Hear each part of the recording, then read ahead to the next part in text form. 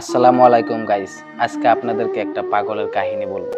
এই যে মানুষটা দেখতেছেন, এ যখন ভালো ছিল তখন তার চেহারাটা ফুলের মতন ফুটফুটে ছিল।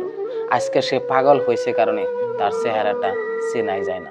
মানুষ কতটা পরিবর্তন হতে পারে একমাত্র আল্লাহই জানে। একজন মানুষ টাকা পয়সা অনেক আছে, বাড়িঘর সম্পূর্ণ আছে, মাটি জমি সব আছে, তার সত্ত্বেও একজন ভালো মানুষ কিভাবে পাগল হয়ে গেল।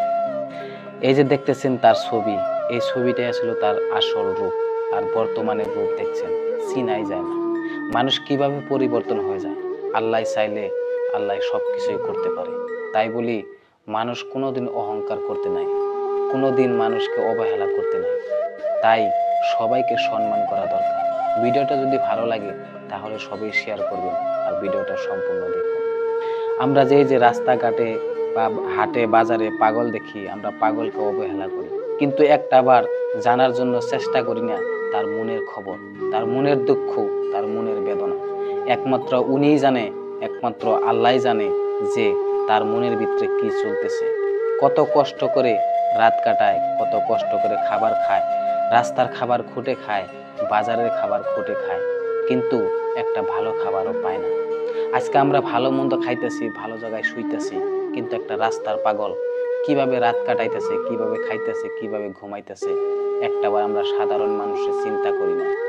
আজকে পাগলের জায়গায় যদি আমি থাকতাম তাহলে বুঝতে পারতাম কত কষ্ট, কত বেদনা, কত বিরহের আগুনে জ্বলতে হয়। একটা পাগলেই বুঝে তার ভিতরে কত কষ্ট। কিন্তু সে যদি ভালো মানুষ হইতো, আজকে সে বুঝতো, চিৎকার করে কান্না করতো যে আমার কত কষ্ট। আজকে সে ব্রেন শর্ট হয়ে পাগল হয়েছে কারণেই তার মনের বেদনা কাউকে খুলে বলতে পারে না। আজকে আমরা সাধারণ মানুষে কত পাগলকে অবহেলা করি। তাই বলি গাইস, আপনারা কেউ রাস্তার পাগলকে অবহেলা করবেন না। আজকে আমাদের আসামে কত পাগল আছে, আপনারা বা আমি কোনোদিন জিজ্ঞাসা করি নাই যে পাগল তুই কি খেয়েছ, তুই কি ভালোভাবে ঘুমাইছ। কেউ তাদেরকে জিজ্ঞাসা করার মতো ভালো একজন মানুষ নাই। তাই বলি পাগলদেরকে কেউ আঘাত করবেন না, পাগলদেরকে সবাই সম্মান করবেন। আজকের জন্য ভিডিও শেষ করছি। আসসালামু আলাইকুম। ভিডিওটা ভালো লাগলে শেয়ার করবেন।